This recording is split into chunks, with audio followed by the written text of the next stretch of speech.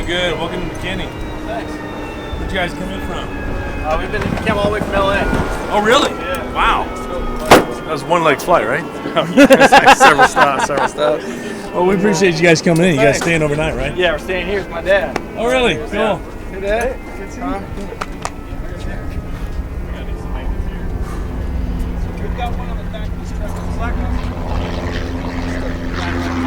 How you guys doing? Good, how are you? Doing good. Appreciate you guys coming in. Welcome to McKinney. Appreciate you guys helping us. Nice to meet you, man. Eric? Eric. I can remember your name. Yeah, it's easy to remember your name. Appreciate you guys coming in, man. Yeah. We tried to not blow anything over. That. We got one a little aircraft close, got a but little it's bit. all right. She was dancing a little bit, but she's all right. Where'd you guys come in from? Well, California. Oh, wow. Yeah, well, we got to meet Mexico By way of. Came here. We're going to Alabama, so. Okay. What unit? 131 out of Montgomery. Okay. Nice. I'm gonna come across you guys. Not very often. We'll come through. The box wouldn't fit, so I had to wrap it up.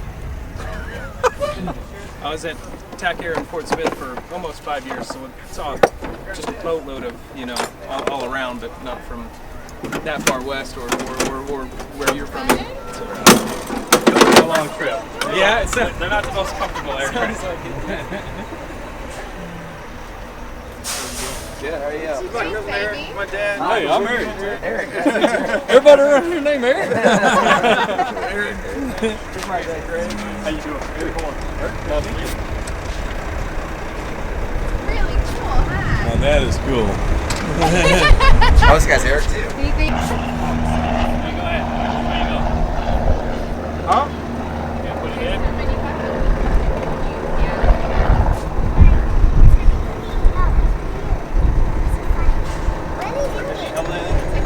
Maintenance, checking everything out. Let's lock in. So, Michael, you know who sits in this chair? It's the gunner. Yeah, man, it's not here now, but usually gun spots are right here. Have it out. We don't use it to make everybody's head stay down. That's all. Army won't let you fly. Stick your head in there. No, they moved out here though. He works at L3 somewhere around there. Oh, goodness. Whoa. Oh, wait, hang on. Cool dude, man. Sit down in the seat there, buddy. Oh, you got it? Oh, my goodness. You almost look like Darth Vader, bud. Oh, well, you're close. See him? 3 times. I don't think you'll get pictures on there. Yeah, where's it at? On the other side. Yeah. Is that heavy? He looks like a bobblehead. You guys pull it right off. Okay. You want to get out of there? You got it? You look hot. It's hot, I bet. I bet it's very hot in here, baby. I bet 6 all about. That probably means it was on a helicopter. What are these?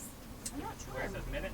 Well, it just says plus 26 on this display right here. Yeah, so when we were I wonder how many. I wonder how much.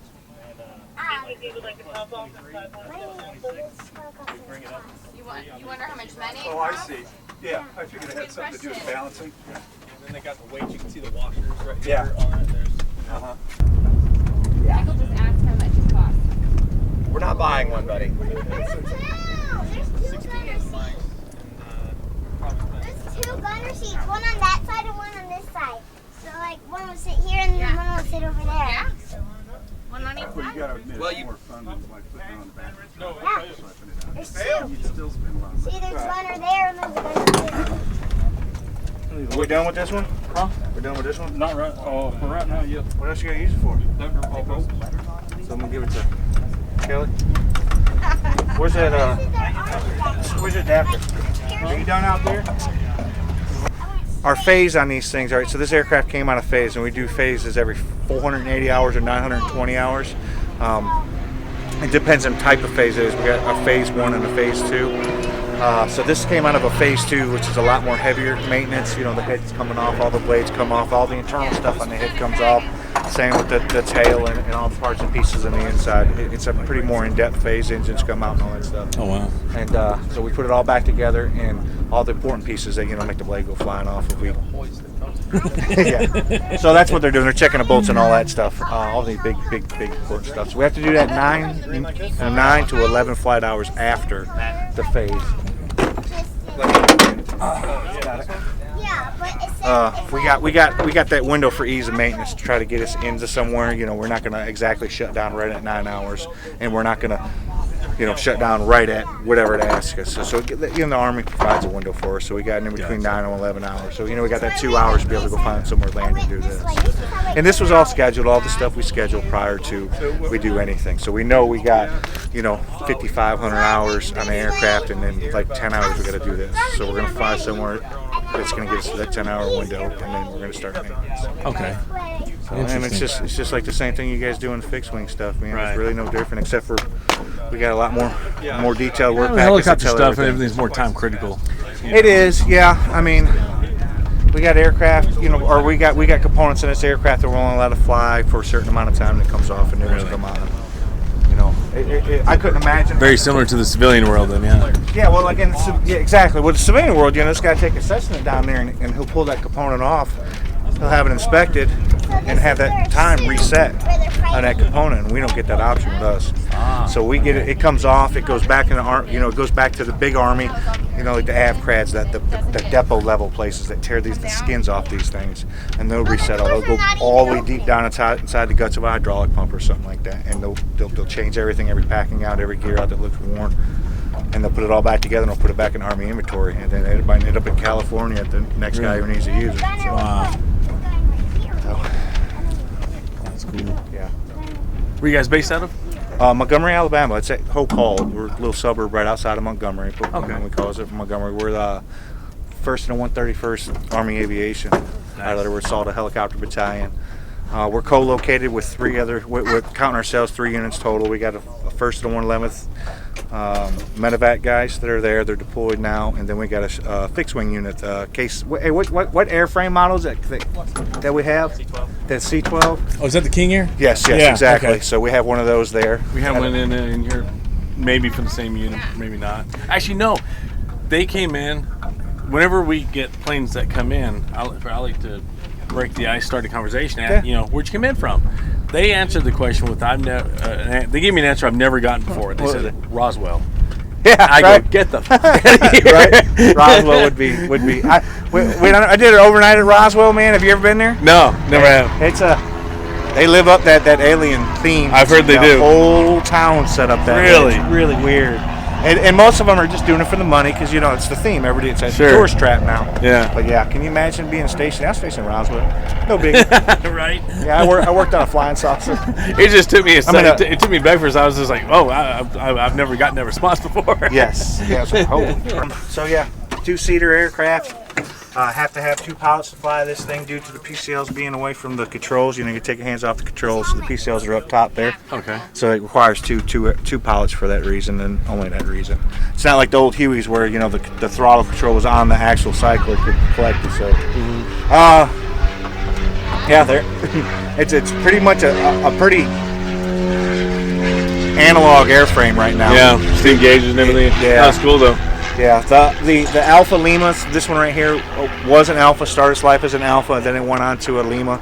It was set to recap and it re-registered as a Lima model. So upgraded transmission, upgraded engine. I was about to ask you, what do they do to make it a Lima model? Yeah, like I said, upgraded transmissions, upgraded gearbox, upgraded intermediate gearbox, tail rotor gearbox. That's pretty much all they do. They do a little bit of beef up on the frame itself, but not much. You know, just to make it a stronger aircraft. It's got 1,000-pound more lifting capacity off the cargo hook because they beef up that area around the cargo hook. Really?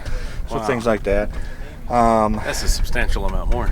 Oh yeah, it very much is. Yes. So typically something will happen to the blade that constitutes a replacement. Yeah. If you come out here, I'll show you real quick. If you look like on this blade right here, you start seeing the wear and tear. It's all metal up there, and so they just put paint over the top of it. Natural erosion. Yeah, just natural erosion run through the weather. And usually, you know, when that starts getting bad, we'll change the blade out. That'll go back to Corpus Christi where all the blades are refinished. Oh, okay. And cool. and they'll restrip it and they'll paint it down and fix any dings or whatever, and then right back in the system it goes.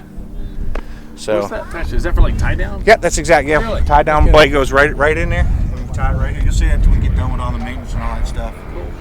Stuff like this, the tip caps had to come off during the phase, so that's where you see that's the Pro Seal coming off when they ran it up. Ah, gotcha. Okay. Yeah. All right.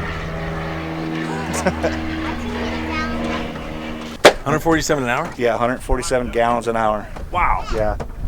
It's 359 gallon tank on there. We got, a couple different ways to extend that range by either an internal tank or the wing tank. So we're going to go from 359 to 559. Or, 359, 559. Yeah, there you go. We get a burn rate of about, averaging about 950 pounds an hour. Okay. I've heard. Well, thank you so much for everything, man. What's your name again? Matthew Hust. Matthew Eric. Nice to meet you. Nice to meet you, Eric. Sure appreciate you all's service. Oh, yeah, man. Appreciate you guys stopping by. Definitely.